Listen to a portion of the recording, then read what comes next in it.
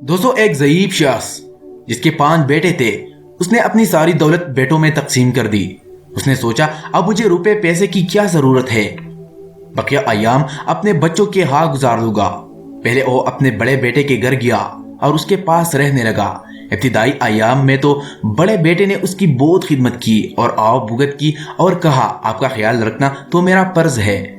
मगर थोड़े दिनों बाद ही वो अपने बाप से बेजार हो गया। अब वो उसका अदब भी न करता, बल्कि कभी कभी अपने वालिद को डांट देता था। बूढ़े को न वक्त पर खाना मिलता और न कपड़ा। आखिर बूढ़ा भी अपने बड़े बेटे के सलूक से तंग आ गया और दूसरे बेटे के पास चला गया। वहां भी इब्तिदाई अयाम अच्छे गुजरे। फिर मंजिला बेटा भी बड़े की तरह बेजार हो गया।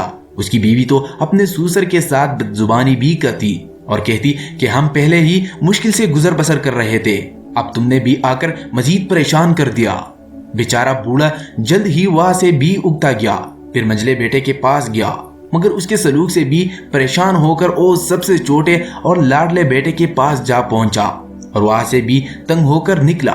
बेचारे को कहीं चैन न मिला। सारे बेटे अपने वालिद को साथ रखने से बचना चाहते थे। कोई कहता मेरे इतने बच्चे हैं, तुमको कैसे रख सकता हूँ। कोई कहता मेरा घर छोटा है, तो कोई कहता मैं खुद बहुत गरीब हूँ। दोस्तों, वालिद 5 बेटों की खुशामद करता। उसने रो रो कर कहा कि मैं तुम्हारा बाप हूँ, मेरे बुढ़ापे और कमजोरी पे तरस खाओ। मगर कोई भी परवाह न करता। एक मर्तबा 5 बेटे इकट्ठे हुए और सबने मिलकर फैसला कर लिया कि वालिद को किसी स्कूल भेज दिया जाए और रोजाना सुबह को जाए और शाम को आए, थोड़ी रोटी उसे दी जाए। दोस्तों, वालिद ने सुना तो बड़ी आजिज़ी के साथ बेटों से कहने लगा मुझे पढ़ना तो नहीं आता, मैं बूढ़ा हूँ, मेरी आंखें कमजोर हो गई है, मुझे अच्छी तरह दिखाई भी नहीं देता। अब मैं स्कूल जाकर क्या करूँगा। मुझे कहीं रहने को थोड़ी सी जगह और एक टुकड़ा रोटी दे दिया करो, मैं पड़ा रहूंगा। मगर जालिम बेटों ने वालिद की एक न सुनी और गांव से दूर एक स्कूल में जबरदस्ती भेज दिया। वालिद रोता हुआ चला जा रहा था कि रास्ते में एक ज़ईफ अमीर आदमी का घोड़ा वहां से गुजरा तो उसने घोड़े से उतर कर पूछा कि कहाँ जा रहे हो। स्कूल जा रहा हूँ, ज़ईफुल उम्र और मजलूम वालिद ने जवाब दिया। मियाँ, इस उम्र में स्कूल जाओगे, ये तो तुम्हारे घर में आराम से बैठने के दिन है। मजलूम वालिद ने अपनी पूरी कहानी सुनाई तो अमीर आदमी ने कहा बड़े मियाँ, स्कूल जाने का ख्याल तो बेकार है, मगर तुम गम न खाओ, मैं तुम्हारी मदद करूंगा। ये कहकर उसने अपनी जेब से एक तीली निकाली और उसमें कोई चीज भर दी।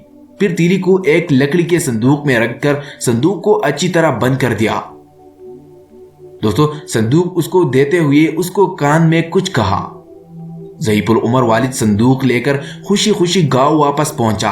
बेटों ने जो देखा कि वालिद एक संदूक बगल में दबाए चला आ रहा है तो समझ गए कि इसमें जरूर कुछ दौलत है। उन्होंने अपने वालिद से ये न पूछा कि तुम स्कूल क्यों नहीं गए, बल्कि सब खातिर तवाज़ी में लग गए।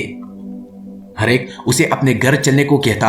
फिर उन्होंने वालिद को खूब खाना खिलाया। खाने पीने के बाद बूढ़े ने कहा मेरे बच्चों, अपनी जवानी में मैंने कुछ दौलत जमा करके जंगल में दफन कर दी थी, मुझे इसका ख्याल भी नहीं रहा।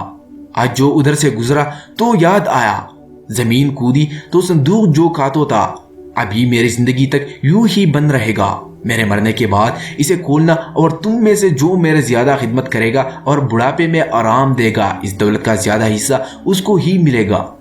ये सुनकर 5 बेटे आपस में लड़ने लगे कि अबा को मैं अपने पास रखूंगा। अब बूढ़ा जिस बेटे के पास भी जाता उसकी खूब आवभगत होती।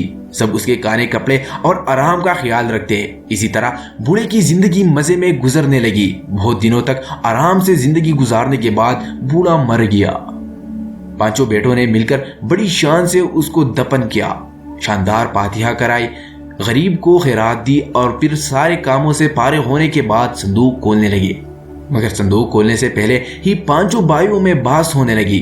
हर एक कहता मैंने अबा की ज्यादा खिदमत की है, इसलिए बड़ा हिस्सा मुझे मिलना चाहिए। आखिर में ये तय पाया कि सब में बराबर तकसीम कर लेंगे।